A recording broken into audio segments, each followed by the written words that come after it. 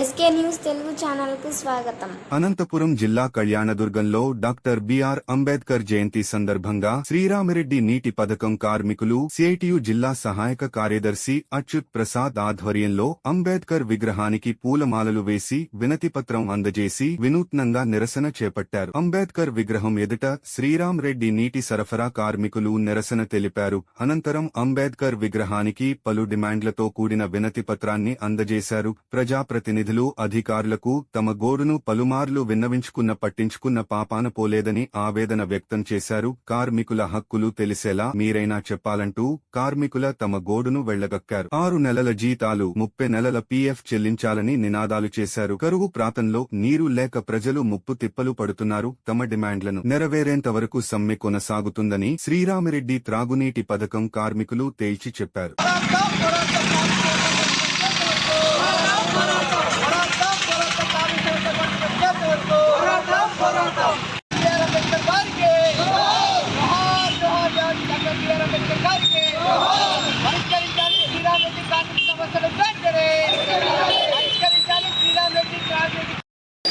Pending లో ఉన్న జీతాలు పీఎఫ్ కట్టడే, కార్మికుల పట్ల దౌర్జన్యంగా నిర్లక్ష్యం వైఖరి, పోరాటం మా సమస్యలు పరిష్కరించేంత వరకు.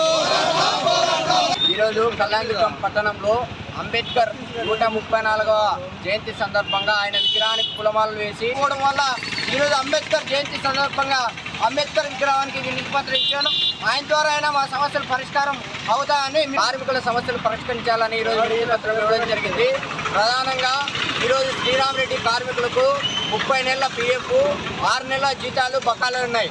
అయితే అనేక సార్లు ఆందోళన చేసినా జిల్లా కలెక్టర్ దృష్టికి తీసుకుపోయినా సమస్యలు మాత్రం ఏ ఒక్క అధికారి పట్టించుకోవడం పాపాన పోలేదు.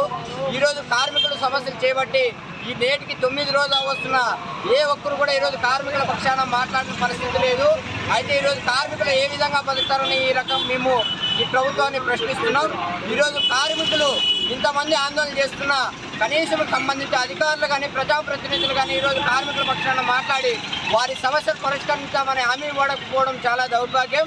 అందులో భాగంగానే ఈరోజు అంబేద్కర్ విగ్రహం వద్ద మేము నిరసన తెలియజేస్తున్నాం. ఇప్పటికైనా అధికారులు ప్రజాప్రతినిధులు స్పందించి వెంటనే కార్మిక సమస్యలు పరిష్కరించాలా, పెండింగ్లో ఉన్న 6 నెలల జీతాలు అలాగే 30 నెలలు పీఎఫ్ చెల్లించాలా. ఈరోజు జీతాల కోసం కార్మికులు సమ్మె చేస్తుంటే చరవాణిల దగ్గర ఈరోజు వాయిస్ మెసేజ్ పెడుతూ కాంట్రాక్టర్ మిమ్మల్ని తొలగిస్తాం సమ్మె విరమణ చేసుకోకపోతే అని భయభ్రాంతులు గురి చేస్తూ ఈరోజు కార్మికులని కొట్టి ఈరోజు ఆయన కాలయాపన చేస్తున్నాడు. అలాంటి కార్మికులలో పొట్టలు పెట్టుకుంటున్న ఈరోజు కాంట్రాక్టర్కి ఈరోజు అధికారులు మద్దతుగా ఉన్నారు.